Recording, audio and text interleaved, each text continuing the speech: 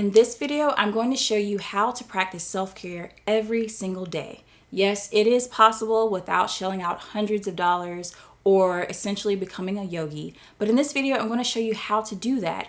And these tips are actually backed by psychologists, so make sure you stick to the very end. Hey there, my name is Latoya Dixon Smith, and I help women find freedom in their femininity through becoming more confident, prioritizing self-care, and developing their strengths.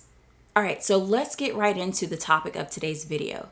What is self-care actually? Now, you may have seen other videos here on YouTube talking about self-care and how influencers and celebrities practice self-care on the daily, or you may see Instagram becoming more of a place to show the aesthetic of self-care. But what is it really? Aside from all the glitz and the glam, what is true self-care? Let's actually look at the phrase self-care. It really means taking care of yourself.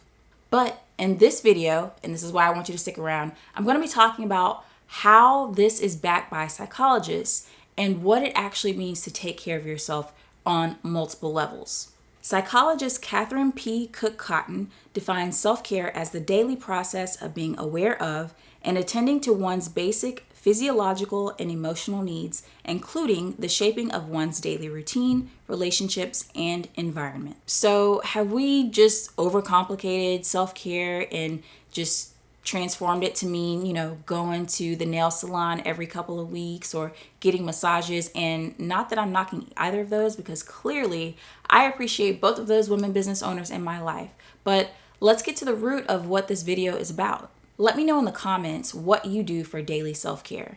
And please do me a favor by hitting the like button on this video and subscribing to this channel if you're picking up what I'm putting down. One of the confusing things about learning about self-care on the internet is that you have a variety of perspectives about what it actually is, from going to a walk every day or even just stepping outside every day to going to therapy and getting massages or going to the chiropractor for things like that. So in this video, I'm going to be using the example of Maslow's hierarchy Maslow's hierarchy of needs to illustrate what it is on multiple levels. So we have 1, the physiological.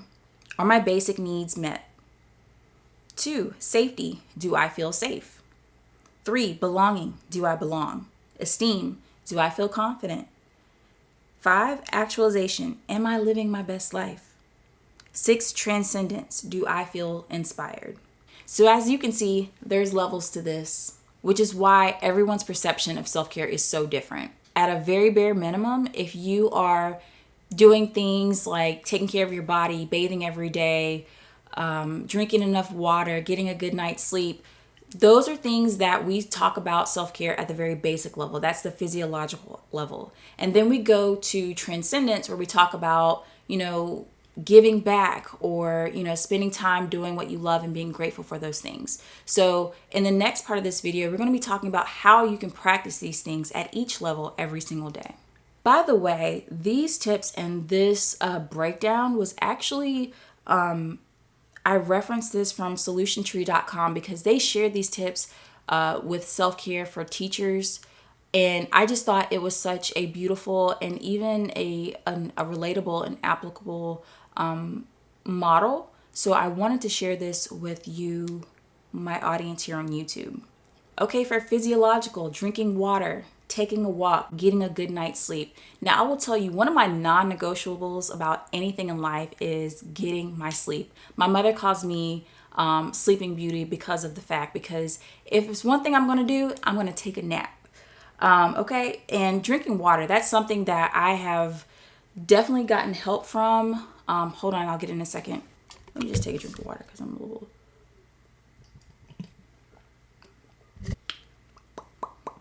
When you are dehydrated, you just feel terrible. I get headaches when I'm dehydrated. My skin doesn't look that great. It's just bad news. Number 2, safety, sticking to a schedule or listening to calming music. And I know some people feel like schedules are limiting, schedules are a little scary sometimes, or if you lack discipline, they may be hard to follow. And I'm with you, I feel you. I am not disciplined with every area of my life, but sometimes it can help you to take care of the things that you need the most. That could be, going for routine doctor visits, or making sure that you wake up on time, or you wake up at a regular time every day to get the things done that you need to do, whether it's in your personal life or your professional life. Sticking to a schedule can help you. Also, listening to music, that can really help you when it comes to relaxing and calming your mind, especially if you live a hectic day-to-day life. Number 3, belonging. Putting dates with your friends and family on the calendar. And I know this is like stepping on all of my toes right now because I am really bad at this, but I am good at checking in with family and friends, but having that sense of belonging and to connect with the people who love you and care about you and who you love and care about as well, that is a basic human need. And so when you take the time to prioritize these people in your life, that is a way of taking care of yourself as well as your relationship with them. Sharing meals without distractions. That is something we practice in my household. And my husband actually implemented that because I used to be so glued to my phone. It was pretty bad. But it also helps the people who you love and who you live with see that you care about them, and you'll give them the time and the attention that they need, and vice versa. Number 4, esteem. Utilizing a growth mindset and talking to yourself like you talk to a loved one. And let me tell you, that second one is something that I feel that a lot of women could do better at, is talking to yourself more kindly and giving yourself more grace. Because why are we so hard on ourselves? Why?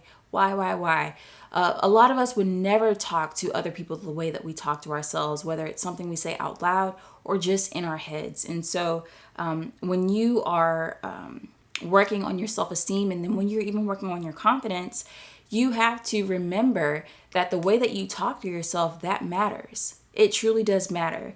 And utilizing a growth mindset so that you don't stay stagnant and you don't stay stuck doing, what you've always done because you're trying to get somewhere that your old self cannot go.